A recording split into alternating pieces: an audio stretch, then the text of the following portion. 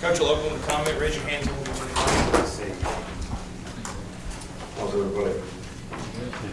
Look, this is a little disappointing. I actually talked to the players on Friday about, I thought last year when we played, we gave some things away, and I really kind of want to take anything away from Ole Miss. They played a really good game, but, are you going to be a giver or are you going to be a taker? And, I think if you're going to be a great competitor, you've got to take what you want. You've got to compete that way. And you can't give the other team 24 points off turnovers from the 30-yard line in. We had a coverage bust on a long pass, miscommunication. Everybody was playing some coverage on the option pass that they hit. There's just a lot of things that we did that we controlled that allowed them to put us in a hole in the game. And, 17-3, we're behind 17-10 at halftime, and, we outgained them 2-1, played almost twice as many plays, and didn't finish drives, and turnovers just kill you. I don't know if there's anybody that we could beat if we're going to give away 31 points. I really don't. So, the key thing for the players is how you're going to respond to the loss. I really was proud of the way our players fought back in the game to get the game 30-24. Then we gave up a big play, and we got down by 20 points, and we fought back again and actually, had the ball with an opportunity, maybe to have a chance to win the game. So I really like the resilience of our players. They played for 60 minutes in the game. They fought back in the game, but the mistakes that we made, all that we gave away, we could not overcome. Now, I don't really want this to sound as if I don't think Ole Miss played a really good game. I thought they played a really good game. I think they have a really good team, and I think they deserve to win this game, and they outplayed us. But that's just the fact of the matter. Okay, we'll start right up here. Mark? What went into the decision to start Cooper Bateman, and also how do you think that affected the team's chemistry to start? I'm sorry? What went into the decision to start Cooper Bateman at quarterback over Jay Coker? Well, we have had a lot of confidence and played both guys throughout the course of the season.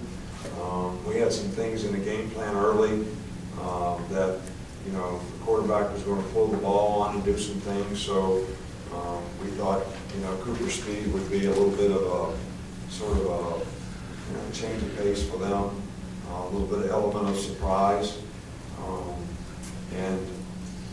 We knew that we were going to play Jake in the game. Jake knew that he was going to play in the game.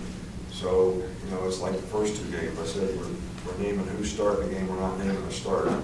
And that's basically what we did today. I thought Jake did a really good job when he did come in the game. Competed, played well, made a lot of plays. Sure, he's got a few that he wishes he had back. And I thought Cooper did a good job as well. But I really don't think that had anything to do with Cooper did throw an interception early in the game, but they got 17 points off turnovers. It had nothing to do with the quarterback.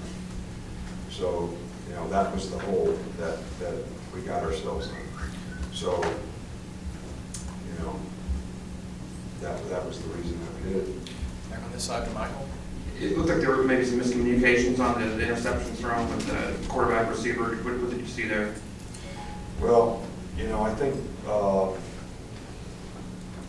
the one that Cooper threw probably was not a good judgment to try to get in there.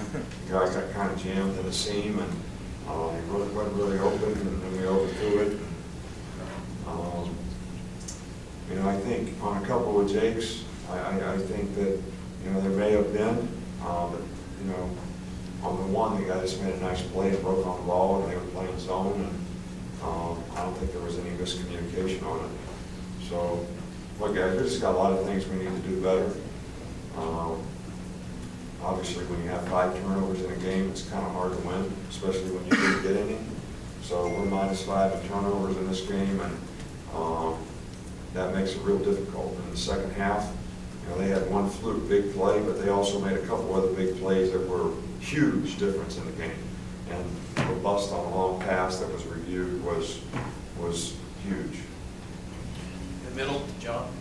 You ended up team through the ball 58 times today. Was that a result of just kind of taking what Ole Miss was giving you or falling behind? Like, what would you kind of attribute to going so heavy in the passing game today? Well, we didn't start off the game that way, but you know, when you're behind 20 points, 17-3, you know, we were behind 20 points at the end of the game, so, you know, from the middle of the third quarter on, we were in 2 minutes. So that's what I attribute it to. I mean, it was the circumstances in the game, it wasn't the game plan. It's the only way we had a chance to get back in the game and win. Last one here with Alex. It looked like you talked about some of those busted plays in the secondary. They were kind of targeting Marlon. Do you think his inexperience was a factor today? Busted plays in the secondary. We had one busted play in the secondary. What other player are you referring to? I mean, he missed a tackle on late on the edge a couple times, and there were Those are missed tackles. They're not bust. You think They that are pick what on they him? are. You know, I mean, Gino got cut one time and lost contain.